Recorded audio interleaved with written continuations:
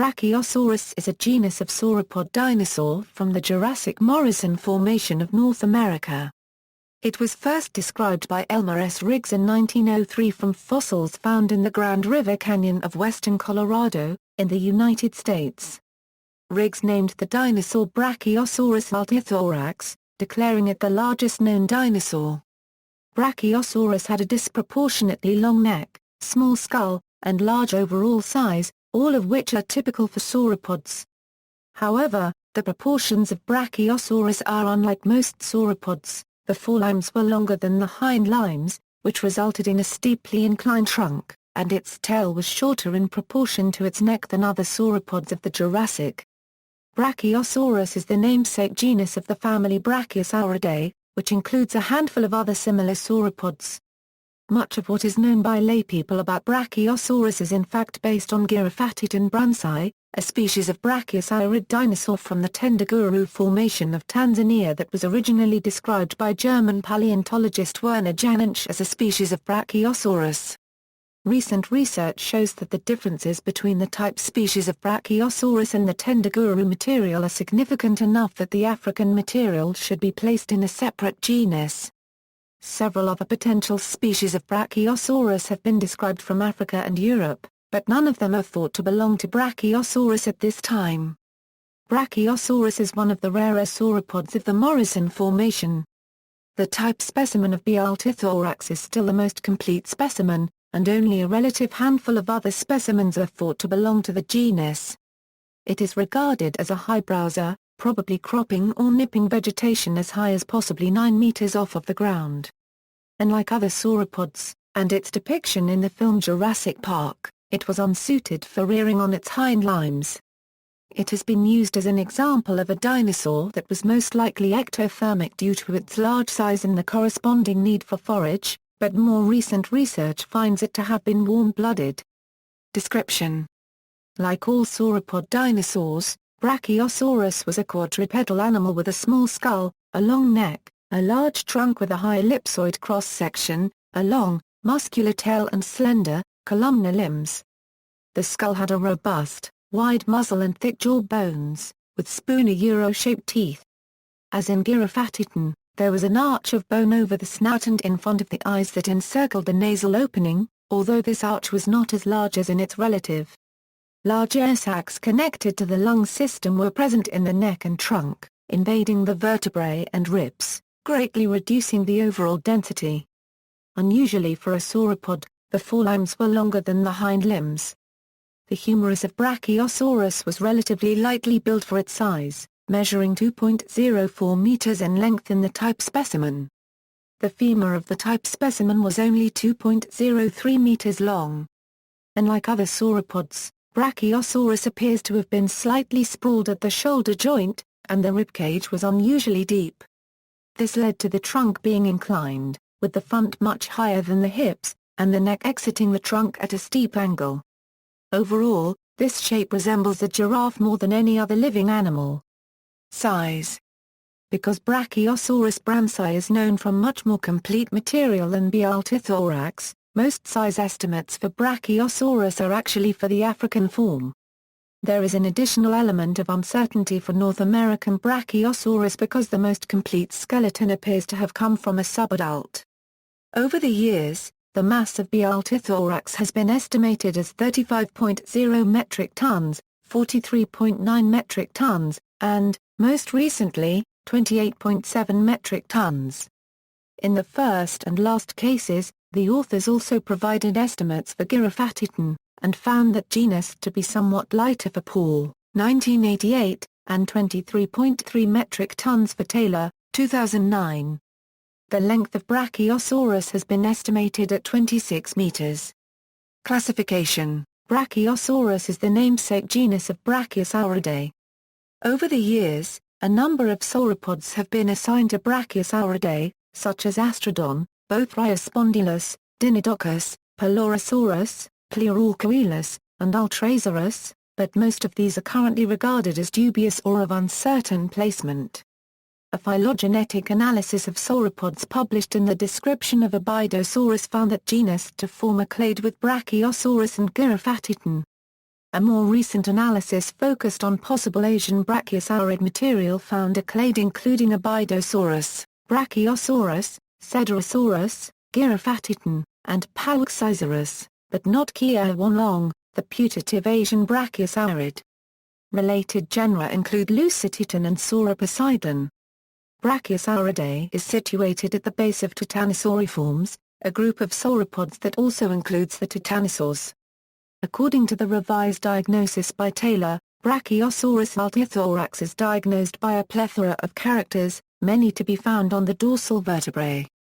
Among the characters placing it in the family Brachiosauridae are a ratio of humerus length to femur length of at least 0.9, and a very flattened femur shaft. Cladogram of Brachiosauridae after Dimick. Discovery and history. The genus Brachiosaurus, and type species B. altithorax, are based on a partial postcranial skeleton from Fruita, in the valley of the Colorado River of western Colorado. This specimen was collected from rocks of the Brushy Basin member of the Morrison Formation in 1900 by Elmer S. and his crew from the Field Columbian Museum of Chicago. It is currently catalogued as FMNHA Par 25107. Riggs and Company were working in the area as a result of favorable correspondence between Riggs and S. M. Bradbury, a dentist in nearby Grand Junction. In 1899, Riggs had sent inquiries to rural locations in the western United States concerning fossil finds, and Bradbury, an amateur collector himself, reported that dinosaur bones had been collected in the area since 1885. It was Riggs' field assistant H. W. Menck who found FMNHA Par 25107, on July 4, 1900. The locality, Riggs Quarry 13, was found on a small hill later known as Riggs Hill. It is marked by a plaque. Additional Brachiosaurus fossils are reported on Riggs Hill, but other fossil finds on the hill have been vandalized. Riggs published a short report in 1901, noting the unusual length of the humerus compared to the femur and the extreme overall size and the resulting giraffe-like proportions, as well as the lesser development of the tail, but did not publish a name for the new dinosaur. The titles of Riggs and suggested that the specimen was the largest known dinosaur. Riggs followed his 1903 publication that named Brachiosaurus altithorax with a more detailed description in a monograph in 1904. The Fruita skeleton was not the first discovery of Brachiosaurus bones, although it was the first to be recognized as belonging to a new and distinct animal. In 1883, a sauropod skull was found near Garden Park, Colorado, at Felch Quarry 1, and was sent to Othniel Charles Marsh. Marsh incorporated the skull into his skeletal restoration of Brontosaurus. It eventually became part of the collections of the National Museum of Natural History, as USNMA 5730. In the 1970s, when Jack McIntosh and David Berman were working on the issue of the true skull of Apatosaurus, they re-evaluated the Garden Park skull as more similar to Camarasaurus. It was described and recognized as a Brachiosaurus skull in 1998 by Kenneth Carpenter and Virginia Tidwell, intermediate in form between Camarasaurus and Giraffatitan brancai. Because there are no overlapping parts between this skull and FMNHA Par 25107, it cannot be confidently assigned to a species, so it is classified as Brachiosaurus sp. Preparation of P 25107, the holotype of Brachiosaurus, began in the fall of 1900 shortly after it was collected by Elmer Riggs for the Field Museum of Natural History. As the preparation of each bone was finished, it was put on display in a glass case in Hall 35 of the Fine Arts Palace of the World's Columbian Exposition, Field Museum's first home. All the bones were on display by 1908 when Field Museum's newly mounted Apatosaurus was unveiled. However, no mount was attempted because only 20% of the skeleton had been recovered. In 1993, the holotype bones were molded and cast, and the missing bones were sculpted based on Giraffatitan material in Berlin. This plastic skeleton was mounted and, in 1994, put on display at the north end of Stanley Field Hall, the main exhibit hall of the Field Museum's current building. The real bones of the holotype were put on exhibit in two large glass cases at either end of the mounted cast. The mount stood until 1999, when it was moved to the B concourse of United Airlines Terminal 1 in O'Hare International Airport to make room for the museum's newly acquired T-Rex, Sue.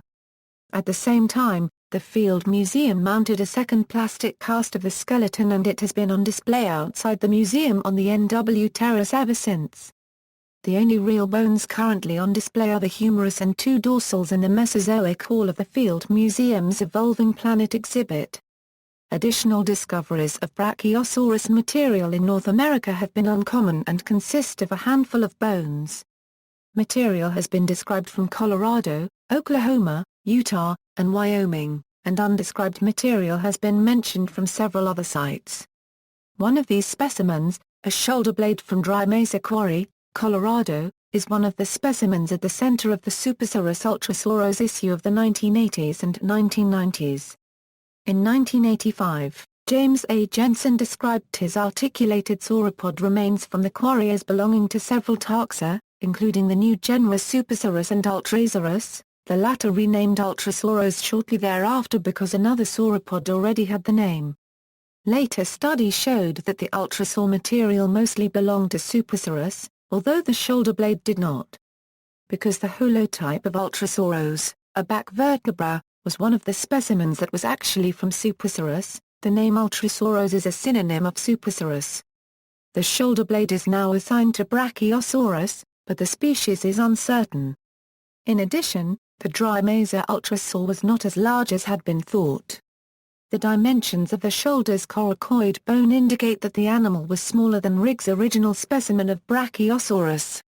Etymology: Riggs derived the genus name from the Greek brachon I squared II plus or minus II to the first I permil I 1/2 meaning arm, and sauros I florin I plus or minus II meaning lizard, because he realized that the length of the arms was unusual for a sauropod. The species epithet altithorax was chosen because of the unusually deep and wide chest cavity, from Latin altus meaning deep, and Greek thorax II plus or minus I3/4, meaning breastplate, curus, slit. Species: Brachiosaurus altithorax. FMNHA par 25107, the holotype of both the genus Brachiosaurus and the species B. altithorax, consists of the right humerus, the right femur, the right ilium, the right coracoid, the sacrum, the last 7 thoracic and 2 caudal vertebrae, and a number of ribs. Riggs described the coracoid as from the left side of the body, but restudy has shown it to be a right coracoid. In 1969, during a study by Kingham, Brachiosaurus altithorax, along with species now assigned to other genera, were moved from the genus. Kingham found B.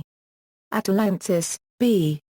brancai, and B. altithorax were referable to Astrodon, creating many new species of Astrodon apart from the type. Kingham's views of Brachiosaurid taxonomy have not been accepted by many authors. Other assigned species: B. atalantis, originally described by de la Parent and Zbyszewski, this material's reference to Brachiosaurus was doubted by Earthchurch, Barrett and Dodson, who listed it as an unnamed Brachiosaurid, and placed in its own genus Lusatitan by Antunes and Mateus. De la Parent and Zbyszewski described a series of remains but did not designate a type specimen. Antunes and Mateus selected a partial postcranial skeleton as a lectotype.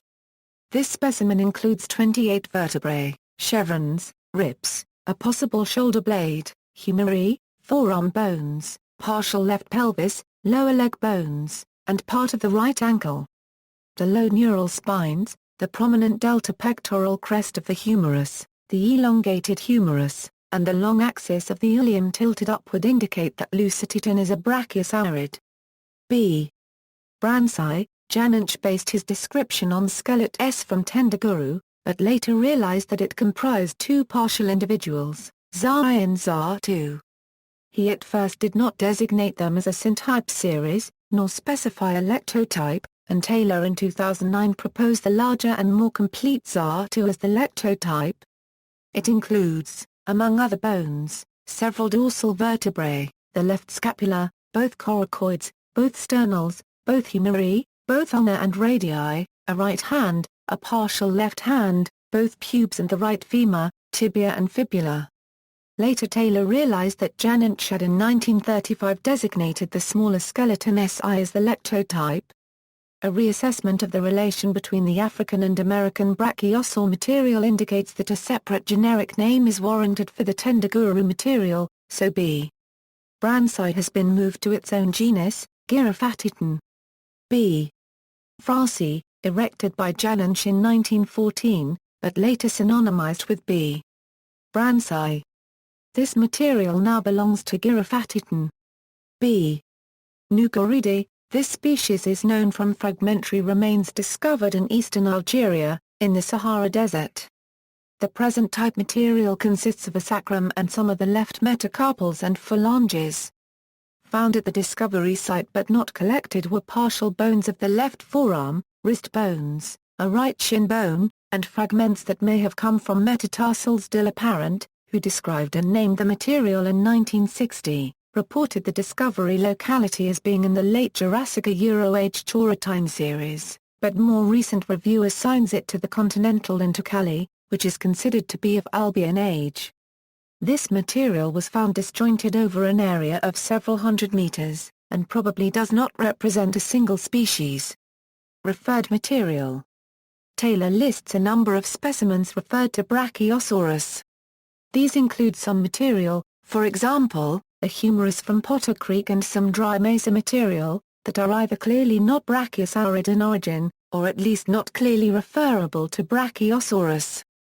In contrast, a cervical vertebra and the skull mentioned above may belong to either B. altithorax or an as yet unknown brachiosaurid from North America. The cervical was found near Jensen, Utah, by Jensen, and if it belongs to Brachiosaurus. Is one of a handful of neck vertebrae known for American brachiosaurids. There is no unambiguous material of the skull, neck, anterior dorsal region, distal limbs or feet. More recently, Carbolido al. reported on a nearly complete postcranial skeleton of a juvenile sauropod long, from the Morrison Formation of the Bighorn Basin, north-central Wyoming.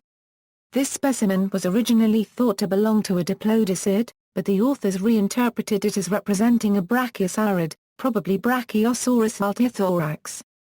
There was ample material referred to B. brancai in the collections of the Museum Far One Quarter in Utrecht and Berlin, some of which was destroyed during World War II. Other material was transferred to other institutions throughout Germany, some of which was also destroyed. Additional specimens are likely among the material collected by the British Museum of Natural History's Tendaguru expedition. Much or all of this material probably belongs to Giraffatitan, although some may represent a new brachiosaurid. Separation of Giraffatitan. When describing the brachiosaurid material from Tendaguru in 1914, Janensch listed a number of differences and commonalities between them and B. altithorax. In 3 further publications in 1929, 1950 and 1961, Janensch compared the two species in more detail, listing 13 putative shared characters. Of these, however, only 4 appear to be valid, while 6 pertain to more inclusive groups than Brachiosauridae, and the rest are either difficult to assess or refer to material that is not Brachiosaurus. In 1988, Gregory Paul published a new reconstruction of the skeleton of B. brancai, highlighting a number of differences in proportion between it and B. altithorax. Chief among them is a difference in the way the trunk vertebrae vary. They are fairly uniform in B. altithorax, but vary widely in the African material. Paul believed that the limb and girdle elements of both species were very similar, and therefore suggested to separate them not at genus, but only at subgenus level. Giraffatitan was raised to genus level by Olszewski without comment. A detailed study of all material, including the limb and girdle bones, by Michael Taylor in 2009 found that there are significant differences between Brachiosaurus altithorax and the Tendaguru material in all elements known from both species. Taylor found 26 distinct osteological characters, a larger difference than that between, for example, Diplodocus and Barosaurus, and therefore argued that the African material should be placed in its own genus, Giraffatitan, as G. brancai. An important difference between the two genera is the overall body shape. with Brachiosaurus having a 23% longer dorsal vertebrate series and a 20 to 25% longer and also taller tail. Paleoecology, with the removal of the East African Giraffatitan, Brachiosaurus is known only from the Morrison Formation of western North America. The Morrison Formation is interpreted as a semi-arid environment with distinct wet and dry seasons, and flat floodplains. Vegetation varied from gallery forests of conifers, tree ferns, and ferns, to fern savannas with rare araucaria-like trees. Several other sauropod genera were present in the Morrison Formation, with differing body proportions and feeding adaptations. Among these were Apatosaurus, Barosaurus, Camarasaurus, Diplodocus, Haplocanthosaurus, and Supersaurus. Brachiosaurus was one of the less abundant Morrison Formation sauropods. In a survey of over 200 fossil localities, John Foster reported 12 specimens of the genus, comparable to Barosaurus and Haplocanthosaurus, but far fewer than Apatosaurus, Camarasaurus, and Diplodocus. Brachiosaurus fossils are found only in the lower middle part of the expansive Morrison Formation, dated to about 154-153 million years ago, unlike many other types of sauropod which have been found throughout the formation. Paleobiology, neck position. In contrast to most other sauropods, brachiosaurids had an inclined back, due to their long forelimbs. Therefore, if the neck exited the body in a straight line, it already pointed upwards. The exact angle is influenced by how the pectoral girdle is reconstructed, that is how the shoulder blades are placed on the ribcage. The mobility of the neck was reconstructed as quite low by Stevens and Parrish, while other researchers like Paul and Christian and Smsky argued for more flexible necks. Feeding ecology, Brachiosaurus is thought to have been a high browser, feeding on foliage well above the ground. Even if it did not hold its neck near vertical, and instead had a straighter neck, its head height may still have been over 9 meters above the ground. It probably fed mostly on foliage above 5 meters. This does not preclude the possibility that it also fed lower at times, between 3 to 5 meters up. Its diet likely consisted of ginkgos, conifers, tree ferns, and large cycads, with intake estimated at 200 to 400 kilograms of plant matter daily. However, more recent studies estimate that 240 kilograms of plant matter would have been sufficient to feed a 70 metric ton sauropod, so Brachiosaurus may have required only about 120 kilograms of fodder a day. Brachiosaur feeding involved simple upper and a down jaw motion. The teeth were arranged to shear material as they closed, and were probably used to crop and/or nip vegetation.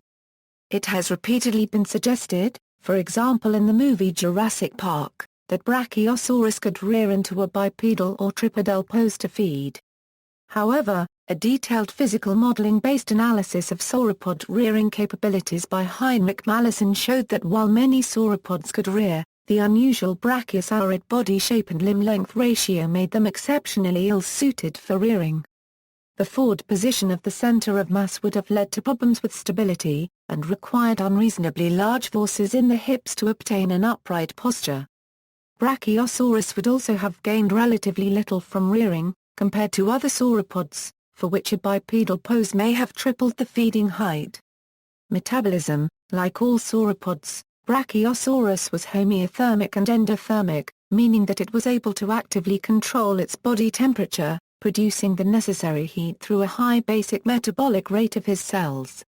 In the past, Brachiosaurus has been used as an example of a dinosaur for which endothermy is unlikely, because of the combination of great size and great caloric needs to fuel endothermy. However, these calculations were based on incorrect assumptions about the available cooling surfaces, and a grossly inflated body mass. These inaccuracies resulted in the overestimation of heat production and the underestimation of heat loss.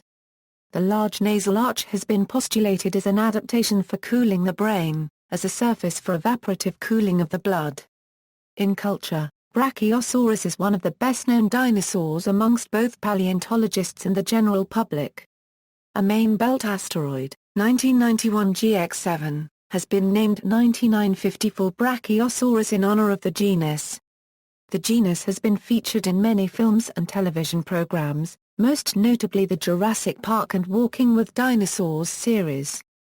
The digital model of Brachiosaurus used in Jurassic Park went on to become the starting point for the Ronto models in the 1997 special edition of the science fiction film Star Wars Episode IV, A New Hope. References. External links: Expectostruct Travelers, from the Field Museum.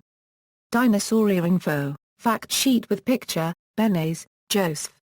Prehistoric Animals and Plants, old-fashioned illustration of Brachiosaurus, bottom left. Why was Brachiosaurus that big? Short summary of a peer review paper, Brachiosaurus at Dino Data, Decibel Brachiosaurus.